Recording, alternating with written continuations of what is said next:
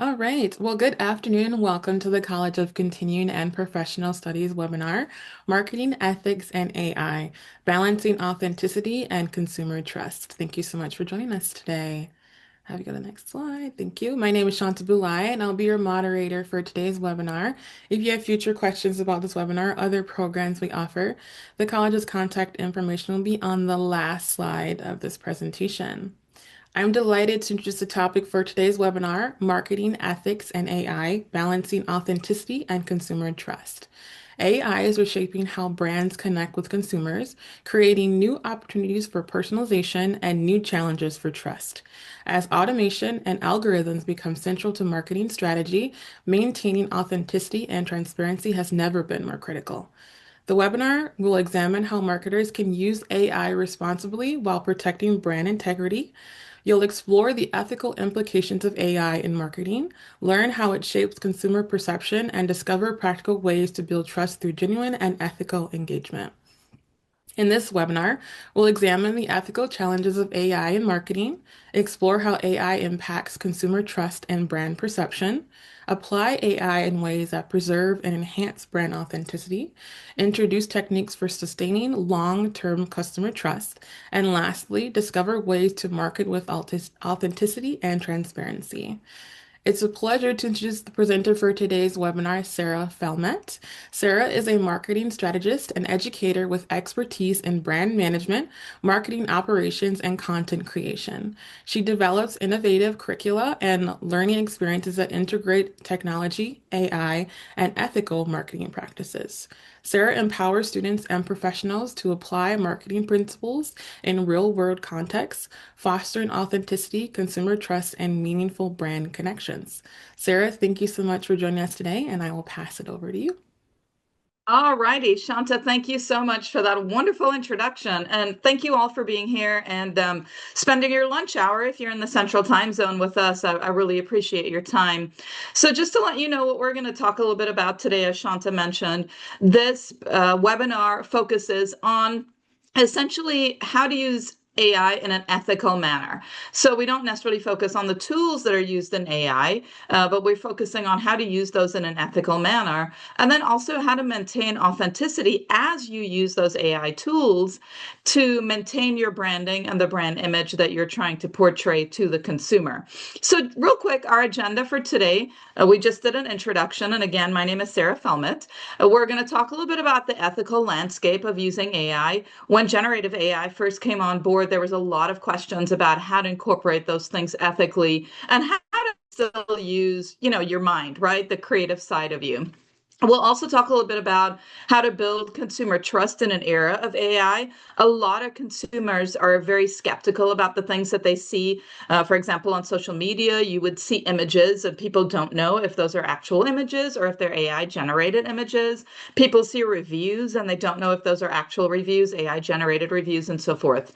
We'll also talk about how to enhance as well as keep some of those elements of your brand. So to maintain some of that brand authenticity while still using some of AI to assist in helping you to grow your brand. We'll also talk about using transparency in the use of AI while still helping you to maintain that competitive advantage in the market. And then we'll talk a little bit about marketing sustainability in an AI-driven world, more AI driven.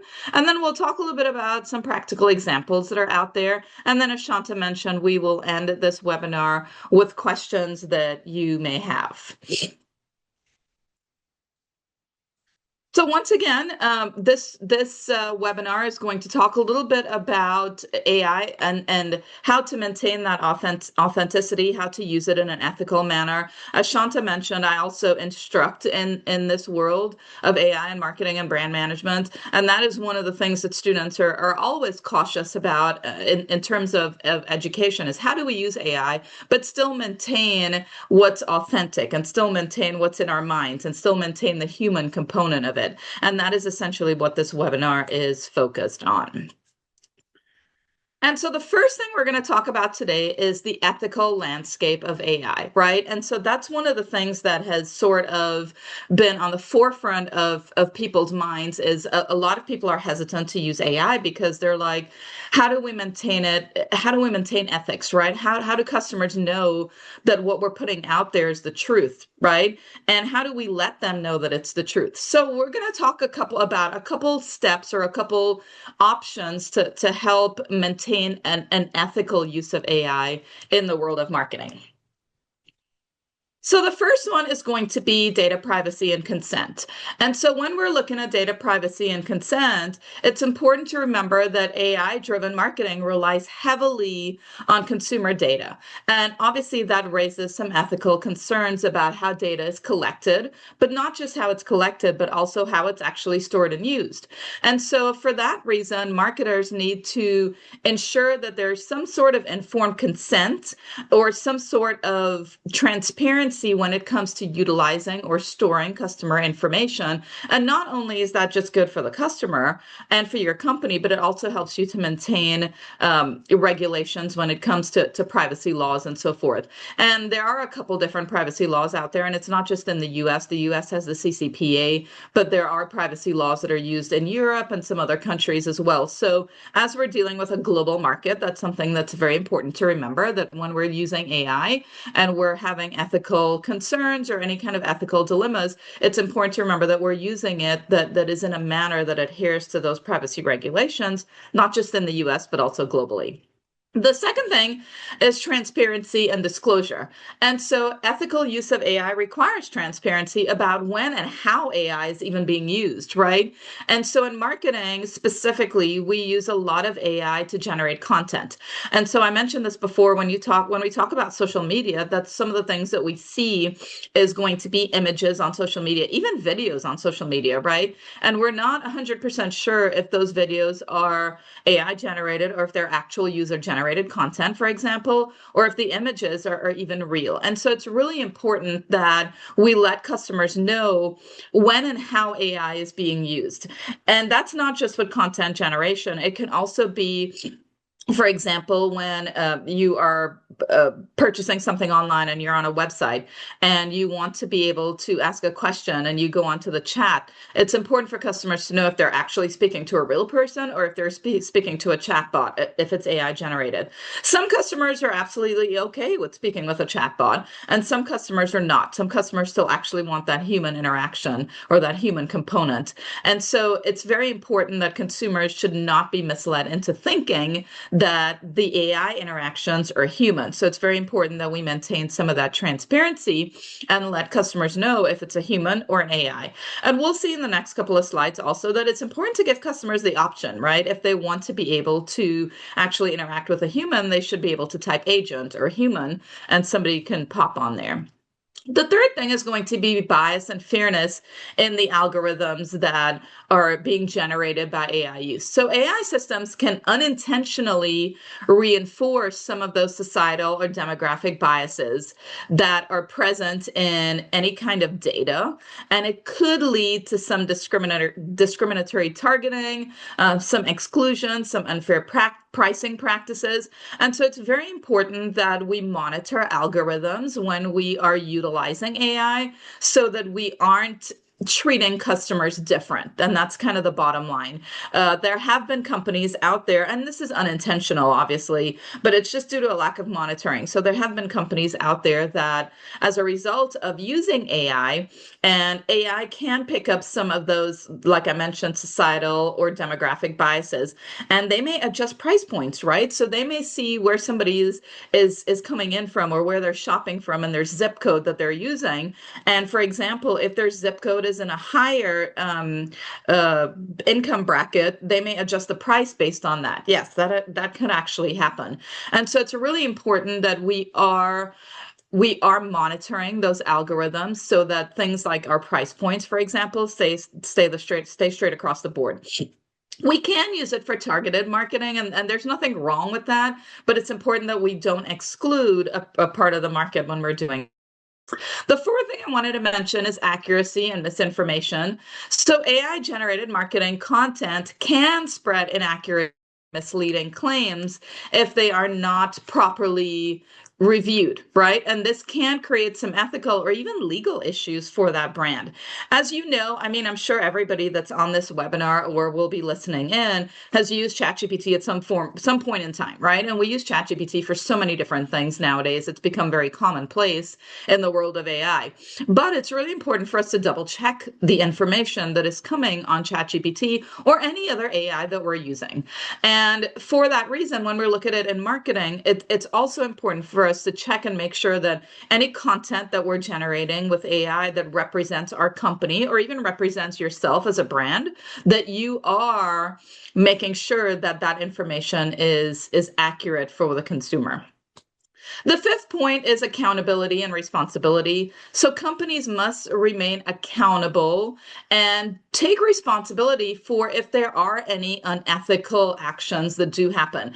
Keep in mind that these unethical actions may not be intentional, right? It may just be from the use of AI or a generated algorithm or something that's out there that may have generated some content that is false, or it may have generated some content that wasn't transparent. And so those are unethical actions. And so it's really important that we do take accountability and responsibility for that and make the necessary changes that we need to do. As a company or an organization, it's important that clear governance is in place to be able to determine who is then accountable for checking those things, for making sure there's errors and biases don't occur in the future. And I would honestly recommend that as a company, and we do this in the world of education, but as a company or organization, that you do generate some sort of policy that accounts for this and has somebody in place that is in charge of doing this. The last thing on this topic I want to talk about is the impact on branding. So ethical AI practices can help build some of that long-term consumer trust, while unethical practices can certainly damage your brand credibility and hurt some of those customer relationships. Okay, the next topic we want to talk about is, speaking of relationships, building consumer trust in the era of AI. So the first thing, again, and I talked a little bit about this before, is transparency, right? So when we're dealing with transparency, it's important that customers know how you're using AI within your daily operations or within your brand promotions or social media, any type of digital marketing. It's really important that customers know what's AI and what's not, okay? And an example of that, like I mentioned before, is using chatbots, right? But also putting a note on there that this chatbot is AI generated, right? And like I mentioned, as we'll see later on, is also giving customers the option to be able to do that. And so a good example is Sephora. Sephora actually has virtual assistants and product recommendation tools that are AI powered, and they let customers know, hey, you're interacting with technology, not a human. So that kind of helps set the expectation, and it helps to build trust rather than deception. The second thing that I wanted to talk about is responsible use of consumer data. So companies really need to be careful in explaining how data is first being collected and how it's being stored, right? So we need to make sure that whatever data is being collected is being stored in a secure manner, and then how it's going to be used, right? So customers need to be able to opt out if they don't want their data stored, or if they would like it stored, they need to be able to click something that gives their consent. And so we need to let customers know if their data is actually going to be just for purchase recommendations for the future. So for example, if you went to a website and purchased a computer, well, am I storing your data? Because 6 months from now, maybe I'm going to send you some new software and that type of stuff. So I want to be able to let customers know, am I going to just use it to provide recommendations for you as a customer and enhance your experience? Or am I going to be selling your data? A good example of that, responsible use of consumer data, Spotify. So Spotify actually uses AI to analyze listening behavior, and then they turn around and create personalized playlists for the consumers. So they're letting the consumer know, hey, we're storing your data, but we're storing it to help you in the long run. The third thing is human oversight. So customers may trust a brand more if they know that there's human oversight in the process. So for example, if they know that humans are actually monitoring the what's going on in the AI. And I mentioned this before as an example, a lot of companies have chatbots. So there's an area on your screen where you can certainly chat with the company and ask questions and so forth, but they let you know that it's a chatbot. However, if you would like to speak with a human, you do have that option. So if you would like to speak with a human, it tells you to type in an agent, or sometimes it may ask you, if I haven't helped you, would you like to speak with a human? And you can certainly type in yes. Bank of America does that, right? So Bank of America has Erica, right? Bank of America and Erica. And Erica is the AI virtual assistant. And Erica handles things like routine banking questions, but they also allow consumers to escalate issues to an actual human if some of those issues involve anything that's more complex, or anything that's maybe sensitive that the AI can't handle. And so several companies do that. So if you work for an organization that does not do that, that may be an option for you to go back and add to your chat. The fourth thing on here is going to be consistency, fairness, and accuracy.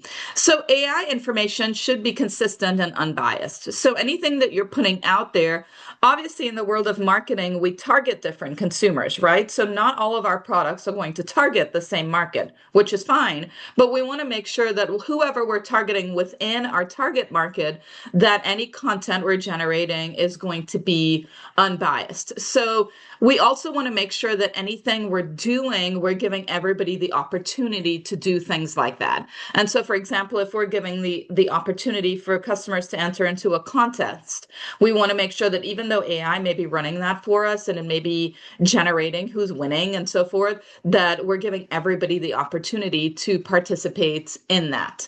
And so kind of keep that in mind. The example on there is that consumer recommendations should be similar, should be the same for similar consumers. And again, when we're in the world of marketing, depending on our product, we are going to have a target market. Not every product is going to be for a general market, and that's absolutely fine. But again, within that target market, we want to make sure that we are providing the same information and the same levels of consistency across the board. Alrighty, so our next topic is going to be how do we enhance and keep our brand authenticity? So how do we keep who we are while also using AI? I'm sure that some of y'all have used AI tools in terms of generating emails, right? And if you haven't, I'm sure that you will at some point in time. And that's one of the things, before we actually get into this topic, that's one of the things that is very critical when we're emailing, right? Because if somebody's used to our tone and the way that we deliver our information and our communication, and we use AI to generate an email for us and it is completely different, then they're going to realize that maybe the authenticity is compromised when it comes to this email. And so that's something we need to keep in mind, that yes, it's great to use AI to generate content and even emails, but it's also really important for us to maintain who we are. So as an organization, it's really important for you to be able to maintain who you are in this process. And so here are some ways to do or to maintain authenticity. So keep the company as human driven, but AI supported. Okay. And as workers in a company, as leaders, as managers in a company, you always want to make sure that the way that you manage and you lead and the tasks that you're accomplishing all come from here, right? They come from you as a human, but you're using AI to support that. And so I mentioned things like emails before. And so when you're typing an email response, say to a consumer, it's important that you generate the email and then you can maybe use AI to enhance that. It's important that AI doesn't generate that email for you, because then it takes away some of who you are. It takes away the authenticity of you as an individual and then the company that you represent. And so it's very important, again, for us to keep our organizations as human driven, but AI supported. And anything that we do, so for example, if we're generating content, it's very important that when we put it into AI, the prompts that we're putting in, we are driving those prompts. We are the ones that are driving the generation of that information. And like I mentioned before in a couple slides, that we aren't just taking the information that's there and copying it, but we're sifting through it to make sure that it's giving the message that we want to give. And so again, one of the main things I want you to take away from this webinar is that keep yourself as well as your organization human driven, but AI supported. And one of the things you can do to maintain that is to create some guidelines or policy on how AI can be used in your company. I mentioned before, and Shanta also mentioned that I am an instructor, and so I teach at the college level, and that's one of the things that we drive home with students is that we want their assignments to still be human driven, right? I want to see what's in your mind. I want to see that critical thinking component, but you can use AI to support that. You can use AI to support it in terms of references, in terms of imaging, if you were doing like a branding class and so forth. So we develop policies in higher education that let students know how they can use AI. And so that may be something for your organization to do, is to develop something on how to use AI, again, that maintains that human driven component, but AI supported. The second thing is, again, I mentioned full transparency regarding the use of AI, right? And so we want to make sure, again, that customers know if something's AI generated. I am sure that the majority of y'all that are on this webinar, when you look at social media content, sometimes you have to wonder, is that AI or is that even real, right? And then you may take whatever it is that you see on social media, plug it into Google and kind of see, is that something that's real? Maybe you look at some of the comments and see what other people are saying. But it's not just images, it's news reports, right? We don't know what's real anymore. And so that's a big problem for us in business at large, but also in marketing. Because as consumers trust our brand and trust our products, they need to know what's real. So they need to know that if they see a video out there, that it's not AI generated, or if it is, that's fine. But again, be transparent, or if it's actual user generated content. And so, like I mentioned before, something simple like labeling your chatbots, or something simple like just putting a little caption below, this includes AI generated content. Even if consumers don't read it, at least you're being transparent and putting it out there. The third thing is to use AI to enhance, not replace your values. So make sure that as a company, and again, this kind of goes back to that human driven but AI supported way of thinking. So as a company, you want to make sure that the things that you're using AI for reinforces who you are. It reinforces your mission, your vision, and your ethical code, right? It reinforces your strategic goals and your strategic values. That you're not using AI to just generate goals and for your company that don't support your company's mission and vision. And so again, it's very important as we feed AI information. And one of the cool things about generative AI is that it retains information, right?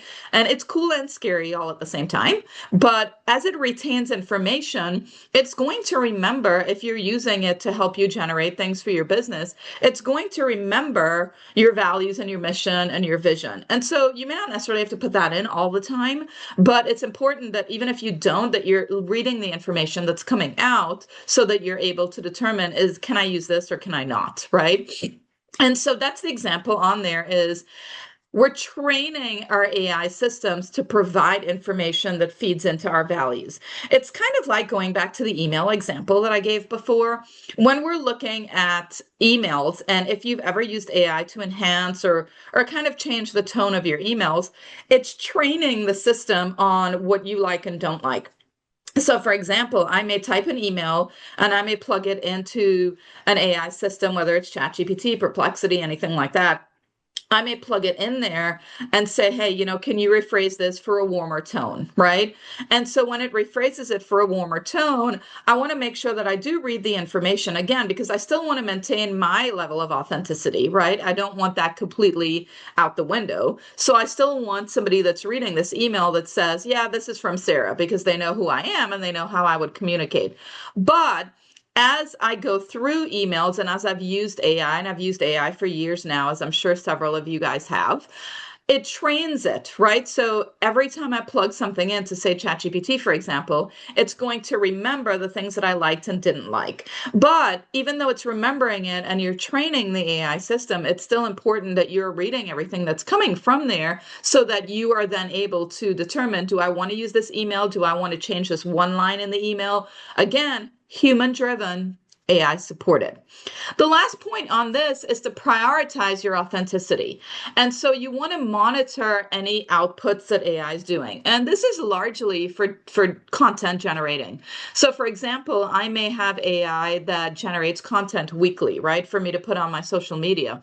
I want to make sure that I'm conducting audits. I want to make sure that I'm monitoring it and that I'm approving it because again, I want to maintain my authentic self and my company's authenticity in the content that's being generated, tied into our mission, vision, and our value system. I also want to make sure the content that it's generating is ethical and it doesn't offend the customers that are out there. Even if that customer is not a part of our direct target market, that's fine. You still don't want to offend individuals that are out there in the larger market. And so you want to make sure that you are monitoring some of that outputs. And again, this goes back to that policy I mentioned before, where you want to have a dedicated department or a person that's actually reviewing some of the content that's coming out of AI and determining, yes, we can use this, no, we can't, let's tweak this, let's change this, and then put it out there. So our next topic is sustainability in an AI driven world. And a lot of times when we think of sustainability, we do think of things like, you know, green, right? We think of how do we save energy and how do we do those types of things. And when we're looking at sustainability in an AI driven world, that is part of it because as you know, AI takes a lot of energy, right? So how do we maintain not only sustainability from a business standpoint, but just general sustainability in a world that is becoming more and more AI driven? So here are some ways to do that. So the first thing is, and a lot of times we are just very quick to jump into AI, right? Because it's easy. So it's easy for me to tell Bing Copilot, hey, you know, I need content generated that looks like XYZ, that conveys XYZ message, make sure demographics are diverse. It's very easy for me to put a prompt in there and then it spits it all out and then I'm done, right? And that's one of the great things about AI because I'm a big proponent of the use of AI. And so that's one of the great things is that it helps us work smarter, not harder, right? And so what I want to do is I want to make sure that I am minimizing my use of AI not in terms of, because again, I don't want you to minimize it too much because it is such a great tool, right? And it really, really helps us with being efficient in our organizations. But where can we as humans take some of that back? So where can we as humans maybe develop some of the content and use AI to help it a little, right? To help it become a little bit more professional. And so instead of just turning to AI for everything, remember again, human driven AI supported, right? So that's something you're going to go home this evening and you're going to go to bed and you're going to dream about human driven AI supported, human driven AI supported. But even things like emails, for example, instead of having AI just type your emails for you, you can still generate those things, right? You can still use your mind, come up with the email, and you may or may not even need to use AI to be able to help revise that. And so again, we want to try to use AI in a smart way, right? So we want to try to use AI to improve efficiency, but also try to minimize the use of it. Okay. We can also use AI, and this is going back to this first point on there. So we also want to use AI to determine how to make campaigns more efficient.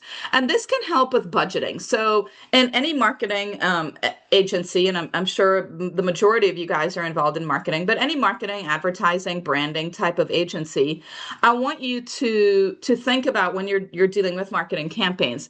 There is no foolproof marketing campaign that's out there. A lot of it is trial and error, right? With the use of AI, it's very easy, or it's easier for us to develop campaigns that are very focused. It's also easier for us to use KPIs to determine how we're actually going to put this campaign out there, for what length of time, where we're doing it, what our budgetary constraints are. But we can use AI to review some of the, so for example, if we have a marketing campaign and we want to launch it for 3 months in this one market.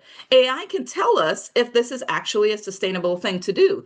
AI might tell us, hey, you're going to spend 25 grand to go ahead and put this campaign out there for 3 months, but it's not going to be effective. And so we can use that to minimize the waste in terms of us putting content and putting campaigns and putting ads out there that may actually not do anything to benefit our organization and our company. So I hope that kind of makes sense for the first point. Then we want to align our AI-driven marketing with any sustainability initiatives that our organization has. So we want to be able to use AI to assist in reinforcing, like I mentioned, when we think of sustainability, we often think green, right? How do we capitalize on initiatives to improve our environment, to reduce wastage, to reduce toxicity? And so that's some of the things we want to think about is how do we align those marketing initiatives with sustainability initiatives while still using AI? And so a good way to do that is to be able to use recyclable materials, or to promote things like you can refill. So, for example, I know I used to use those bottled waters all the time, right? I would buy a case of 24 at Costco because it was really easy to just grab one out the fridge and be on the go. And a couple of years ago, I was like, why am I doing this, right? That's so much plastic going into the environment. And so what I did was I bought a water bottle, like half of the planet. And so I finally jumped on board, bought a water bottle, and yeah, I refill it every day and take it to work with me. And so those are minor things that we can stress when we're promoting our products. So for example, if I'm a company that is manufacturing water bottles, right? I can certainly use AI content to show how this sustainability effort, it's not just a cool product and a useful product, but it's helping the environment, right? So I can certainly use statistics and data to show how this product actually will help the environment. And so that's some things you can do if you use recyclable materials in your products. So for example, if you are a publisher and use recyclable materials to print your books, or if you use recyclable materials in retail apparel, because a lot of people do that in retail apparel, you can certainly use that and market those initiatives that you're taking, because customers might be hesitant to buy your product. So for example, if I manufacture sweaters and my sweater is at the same price point as another company's sweater, in marketing, as you know, it's all about what differentiates your product on the market, right? Well, if I'm using recyclable thread in my sweaters, that's something that I definitely want to hone in on when I'm marketing, because that may be very different than another product that's out there. And so it differentiates you on the market. And you can certainly use AI to help you generate some of that content. You also want to prioritize ethical data practices, and that's in terms of data storage and data usage. We only want to collect data that's needed, and that's easier said than done because we live in such a data-driven world, and we constantly want to use data to make decisions, right? We live in a world where we are very data-driven in our decision making. So you'll see on the next point, it talks about KPIs, right? KPIs, key performance indicators, and in every company, your KPIs are going to be different. And so in higher education, for example, a KPI might be what percentage of the class got an A grade, right? Or what percentage of the class got an F grade. And then we use those KPIs and that data to drive our decisions for future classes or future semesters. In marketing, we do the same thing, right? So in marketing, for example, a click-through rate, that is a very common KPI in marketing. And so if you have a website, and click through is very important. So customers come to your website, but are they actually clicking through to where we have a call to action and there's a sale, right? If your click through rate is like 30% or less, well, that's terrible, right? Because we want to make sure that our click through rate is high enough that customers are making it through the end. If customers aren't doing that, what's wrong? It may have nothing to do with your organization or your product. It may be that your website's too confusing, right? It may be that customers just don't know where to click for information. And we live in a world where we like things that are easy, okay? And so we don't want to have to search for things. We want things to, if there's a tab on there, it makes sense to click on that, right? And so if our click-through rates as a KPI is low as an organization, we want to say, okay, well, what does this mean? If it means that people still like our product and our brand, but maybe it's a website issue, we can use AI to help with that, right? We can use AI to help make our website a lot simpler for customers. We can use AI to where it pops up like, "Hey, I noticed that you've been on our homepage for a while. Do you have questions? Is there something I can help you with today?" And so we want to be able to use AI to help improve some of those KPIs. Other things in marketing, for example, if you're in retail apparel, we do a lot of online shopping, right? Even before COVID. I know a lot of experts out there will tell you that it was since COVID that online shopping has become popular, but it wasn't. It was before COVID.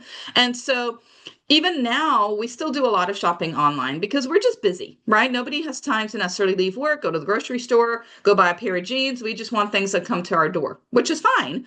But again, what makes your company or your website stand out than anything else that's on the market? And we can use AI tools to enhance our website. So, for example, I mentioned the click-through rate, right?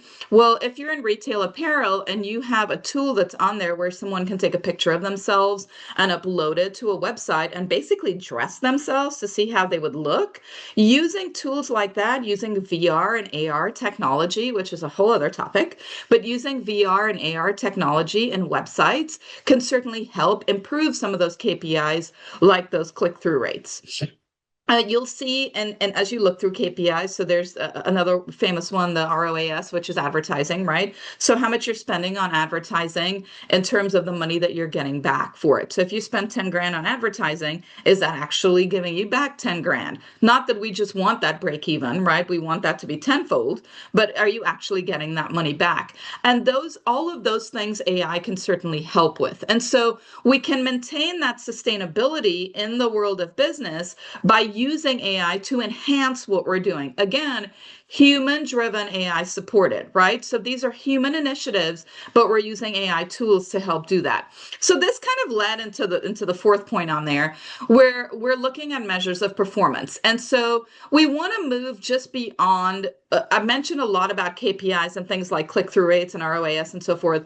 We do want to look at things that are beyond that when it comes to sustainability. So even though we use those tools in terms of business to see if we're generating sales and if we're generating revenue, there's other things that we can look at in terms of, are we helping to with those sustainability initiatives? And so an example of that can be to track some reductions in the environmental impact of your company. So for example, if you do less printing, that can be a performance measurement that you can certainly be proud of, right? So you're helping the environment and taking those sustainability initiatives by doing less printing, right? If you are a company where, for example, you walk into rooms or people walk into their offices and then the lights come on, but when it's inactive, the lights go off, that's a sustainability initiative, right? And so those are some little things that we could certainly focus on that are outside the realm of just business KPIs, which is what we tend to focus on all the time.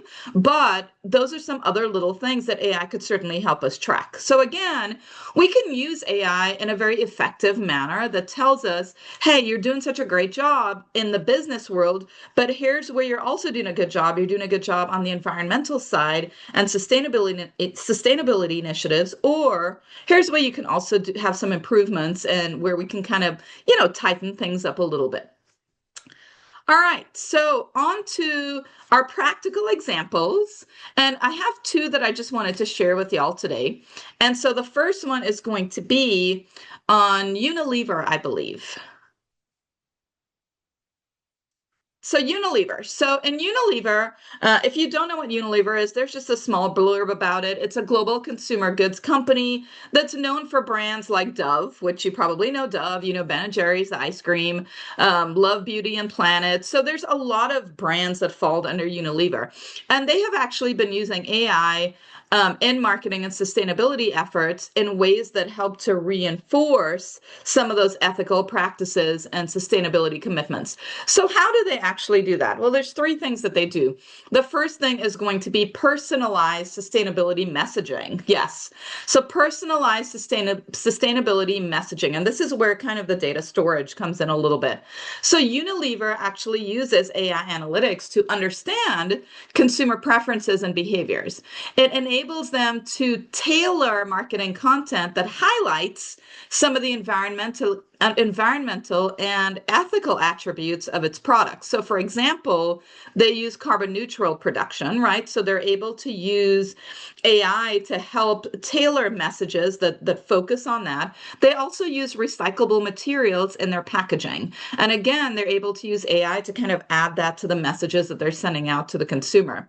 So this approach allows the company to emphasize sustainability in ways that resonate with people, right? It resonates with people personally, and it also resonates with different audience segments. And so rather than just focusing on the actual product and what it can do, they're focusing on some of the peripherals of the products, and they're not using anything that's misleading in their claims, right? So they're letting consumers know, hey, I know we have a great product, but here's what we also do that you may not know that is helping us sustainability wise. Another thing that they do, I'm sorry, yeah, another thing that they do is to enhance consumer trust. And so they do this through some data insights. So by analyzing customer sentiments and that engagement data and some of those KPIs that we talked about, and they also incorporate some AI tools, Unilever actually adjusts its marketing to improve some of that transparency that we talked about and alignment with sustainability values. So these insights will help ensure that any sustainability claims that they have out there are one, relevant, two, verifiable, but that consumers can also trust what it is that they're saying. And then the third thing is that they use AI enabled brand engagement.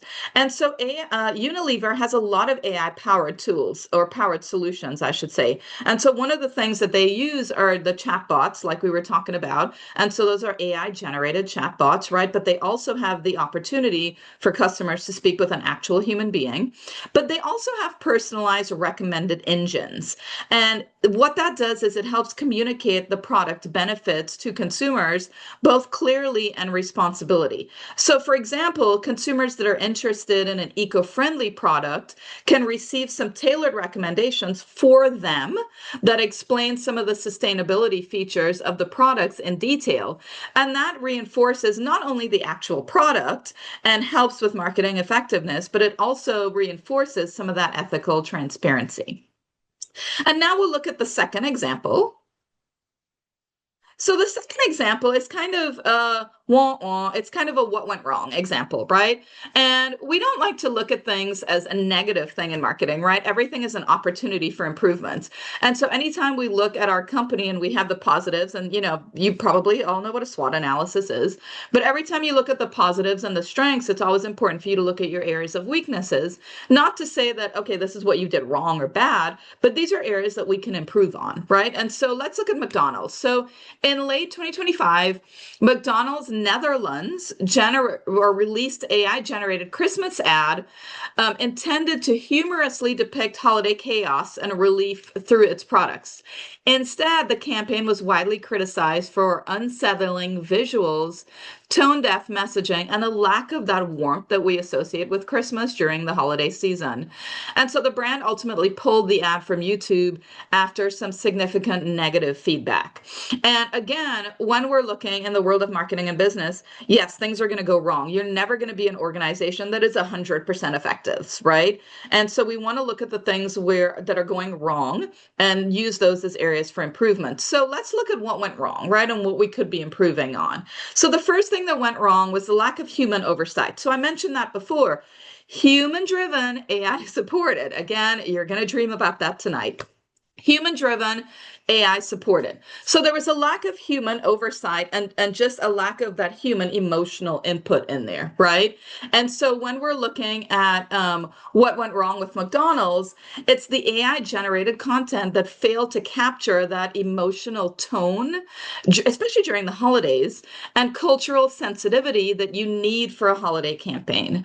And so some marketing experts highlighted that although AI is useful in content creations and it can do that very, very quickly, right? And it helps to improve our efficiency, it lacked that human component to it, right? So it lacked it was very tone deaf, right? So you can tell that it was AI generated, technology driven. It lacked the human emotion.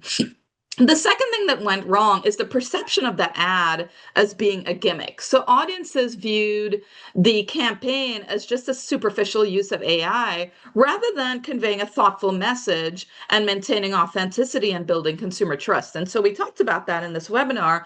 It's all about how do we build our authenticity, or how do we maintain that authenticity, right? And McDonald's is typically viewed as a very family friendly organization, right? Your kids come in there, they have a lot of fun. And, they're also viewed as a very charitable organization, right? But then here's this ad that was, for want of a better term, kind of cold. And so it removed some of that brand authenticity that McDonald's is used for. And in doing so, consumers lost trust because they thought this ad doesn't reflect McDonald's, right? So what is this being generated? And if this is being generated by AI and it's not truly McDonald's, what else was generated by AI that isn't truly McDonald's that we have bought into, right? And so this kind of aligns with the broader criticism that some AI generated ads can feel a little soulless, right? And so it weakens the brand connection rather than strengthening it. And again, as a proponent of AI in marketing, it's very important that we still use AI to improve our efficiencies, but that we are also looking at the AI content that's being generated before we actually send it to consumers. The last thing on there is that there was no sustainability. And so, although the campaign used cutting edge AI, obviously they used AI to generate this entire campaign. Despite the fact that they use AI and technology to generate this whole campaign, it didn't relate to any sustainability goals that McDonald's has, right? There was no real ethical communication, or they didn't really convey or communicate their brand, again, their authenticity of their brand in that ad. Instead, it was just seen as a novel ad that kind of missed the core marketing objectives and values that customers have known with McDonald's. And so when there's that kind of misalignment, so, as a customer, you're used to this from McDonald's, but now you're getting this, and there's that misalignment, it can impact your brand engagement and it can impact your long-term consumer trust. And so again, one of the things from this entire webinar that I do want you to take with you is that obviously the human-driven AI supported components, but I do want you to take with the fact that AI is very useful, especially in our world in marketing. It's very useful in branding and social media and digital marketing. It helps make efficiencies and our lives just be very more efficient, right? For lack of using the word efficient several times. And so when we're looking at the AI driven component, again, as an organization, it's really, really important for us to use it, but understand that we want to maintain our authenticity and we want to maintain truly who we are and our vision and our mission and our core values. And that's not just for organizations, but it's also for you as individuals. So I hope this webinar was very useful for everybody. Um, Shanta will take over with some Q&A here in a minute. And of course, we only have an allotted period of time, so there's so much more that we can talk about that focuses on this topic when it comes to ethics and brand authenticity with AI. In the limited time that we have, I hope that you have all gained something from this topic in AI. Yes, Sarah, thank you so much for sharing all of your knowledge on this topic here. And Of course. as Sarah mentioned, we will go into the Q&A portion. But just quickly here, if you could all just take a few moments out of your day to share some feedback on the content, as well as the QR code there, which I'll also put a link in, is a little bit more detailed survey and feedback on perhaps what you want to see in the future in our presentations, but it's very helpful to us as we continue to offer these. So if you just take a few seconds to do that, and then we will move right into the Q&A portion. Also, feel free to add any questions you might have.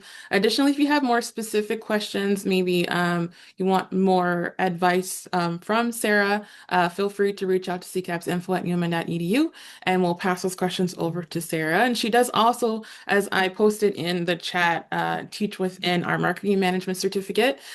She'll explore a little bit more further in the various topics she covered today.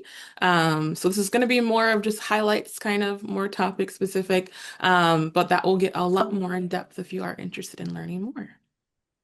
So Shanta, I'm really glad while the participants are filling out this survey, I did see a comment about the seeing the actual examples. Given the time constraints in the webinar, unfortunately, I can't show it the exact examples in terms of like a video for participants to really kind of delve into it. But those are things that we do cover, as you mentioned, in the certificate program. And so as we roll through the courses in that certificate, we do have some of those asynchronous sessions that look at actual case studies and how these things are relevant in the real world and how they can actually either be supported, like with Unilever, or prevented, as in with McDonald's. And so, just to comment on that comment that was on the chat, again, I do appreciate your feedback. Just with the limited time in the webinar, we couldn't really go into too much detail, but we do that in our certificate for sure. Yes. And so now we will go into our Q&A. So our first question here is, do you have any other examples where there are places mentioned they used AI to develop and enhance their website outside of chatbots or generated images? More on the end of Java development, HTML, or CSS. So, if I understand the question correctly, are there other examples that can be used on your website, for example, to kind of enhance what it is that you're doing? And the answer is yes. I did mention one of those if you're in retail apparel, for example. There are tools that are out there, and we do discuss some of these tools in some of the courses in our certificate. But there are tools that are out there to enhance the customer experience. So anything that you're doing to enhance the customer experience is going to be an initiative. It may not necessarily be AI generated, but there are AI tools to help with that. So, for example, you can certainly take an image of yourself and you can put it on there and see how, let's just say you wanted to purchase a suit. You could certainly see how that suit would fit, if it would be a right color for you, if it would, if it's the right length and things like that. So you can support online shopping. Another example is with Amazon. I'm sure the majority of us probably shop on Amazon. I know my husband says that I shop on Amazon way too much. But on Amazon, for example, let's just say you're going to buy a lamp, right? Or a desk. Amazon uses that AI technology where you can take a picture of the room and it actually places that lamp or that desk in that room for you. And or if depending on the product, you can actually walk around with your phone and it will essentially, it's using that VR and AR technology. And you can walk around with your phone and it places it in that room, or it provides suggestions on where to place it in that room. And that is all a part of the AI technology as well. And so, again, it's kind of married in with VR and AR technology, which we didn't go into in this webinar, but you can certainly use that to be able to enhance the customer experience. I know that some chains in the hospitality industry, for example, do have the VR technology. So, for example, let's say you wanted to go on a ski trip, right? It lets the customer actually put themselves on the slope to see how they would experience that ski trip. And so we could certainly use AI, and that's just some broad examples, but we could certainly use AI to enhance the online customer experience that will help, like I mentioned, that KPI, that click-through rate, right? It'll help the customer to get to the end to where they purchase. Great, thank you, Sarah. So for our next question here is, I'm curious about the expectation that AI sounds and feels authentic. Assuming that a long way off, how can it be used in the conversion funnel as a transparent tool that is functional and accomplishes a task rather than sounding like a human? I wish I had the perfect answer for that question. That is a great question. I'm not sure who sent it in. I do think so. A couple of things. I mentioned the emails, right? And so, if I use ChatGPT, for example, to generate an email, let's just say I receive an email and I plug it into ChatGPT and I say type a response. That response is not going to sound anything like me, right? Especially if ChatGPT hasn't been trained. In the webinar, I did mention training your AI. And so it's very important that for us to sound, or for the AI generated content, I should say, to sound more human or to sound more like you, because every human also sounds different, right? And so for it to sound more like you, or for it to seem like something that you would do, so an image you might generate or content you might generate, I think it's really important for us to train the AI. Now, I say that like it's something like it's a pet and we can train it. No, right? Training comes from using it. And so the longer you use AI and you tell it what you like and what you don't like, the more apt it is to generate content that sounds more like you. So for example, if I am responding to an email, I may type in the email. So again, I'm generating it from me, right? AI supported. So I'm going to generate the email response, but then I have ChatGPT amend the response to sound maybe more warm, maybe not, maybe to sound more professional, maybe to sound more strict and straightforward. So you can certainly train your AI to do certain things and to tell you what you like and what you don't like. And you can even use it at home. So for example, let's say we all love to eat, right? And so let's say you like to cook, and you ask AI to generate a recipe, and it generates a recipe with green beans, and you don't like green beans. You could certainly tell the I don't like green beans, so I don't want those in my recipes.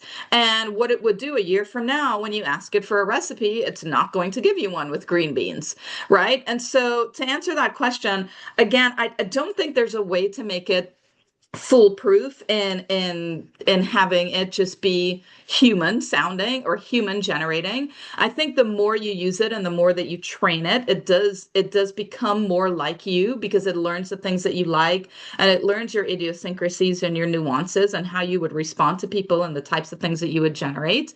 And so I think that's going to be a big component of it. I think the first time that you use it, it's going to sound very tech generated, right? And so sometimes that tends to scare people a lot, but just understand the more that you use it and the more that you train it, the more human that it's going to be, or sound, I should say. Great, thank you. So I think this will be our last question here. Is would you say AI use in marketing is accepted differently by various age groups? Great question, right? I would say, just in my own experience, which I can't speak, for every global organization that's out there, but just in my own experience, I would say yes. I would also say that there may be some cultural nuances in there as well, depending on where you grew up and how you grew up. Um, and maybe some additional demographic nuances in there that might change the way that you look at AI. I don't think it's just an age thing. I think in general, there are some people that are just very apt and open to AI. For example, like I said, I use AI on a daily basis. But again, like I mentioned, it's human generated, AI supported, right? And so I use AI all the time. And I know people that are older folks, demographically speaking, that also use AI all the time. But there are people that are younger that are hesitant, right? I think part of it, again, I think it's more of a cultural nuance than it is necessarily just an age thing. I think it's what you've heard and learned about AI and how open you are to using it. Some people are still very hesitant because they are very concerned about their information being out there and being stolen. Some people are very hesitant because they want to just have human generated content, which again, that's fine. But as a business, if you only use human generated content, you have to ask yourself, are you staying competitive in the market with other companies in your same industry that are using both human and AI? And so to answer your question, I think that yes, there is a little bit of that when it comes to age-related hesitation, but I also think part of it is just a cultural nuance, and then part of it is just people being afraid to actually put themselves out there and use it. And I can understand certainly both sides. I work with people in the professional world as well as students that are from both sides, right? I work with people that won't even do something simple like WhatsApp, which is not really AI generated, it's just technology, because they're afraid that their information's out there. So I don't think it's age generated. I think it's more of like a cultural nuance and just what you're open to trying. Yeah, absolutely. Well, thank you for that. And as I mentioned earlier, if we don't get your question, if it's more specific or want to have an open discussion with Sarah, again, please feel free to send that to ccapsinfo@umn.edu and we will make sure to get those over to Sarah. If we can have the next slide, please. CCAPS now offers flexible workforce development solutions designed to equip employees with targeted knowledge and CCAPS your organization's needs. Our programs include industry-driven bachelor's and master's programs, along with over 15 non-credit certificates and over 90 individual courses. So if you or someone or your organization is interested in that, feel free to reach out to Beth Laurie, our business development manager. There's also a QR code there if you are interested. And final slide. As I mentioned earlier, we will send a link to the webinar recording within a week of today's webinar. It'll also be added to our CCAPS webinar archive as well as our CCAPS YouTube page. And as I mentioned too, within the chat, the university employees do receive well-being points for that. Feel free to reach out to CCAPS Info if you have questions about that. It's also linked in the chat there if you are looking how to do that. Otherwise, you all have a good rest of your day. And Sarah, thank you again for joining us. Of course, no problem. Thank you all for joining. I appreciate it.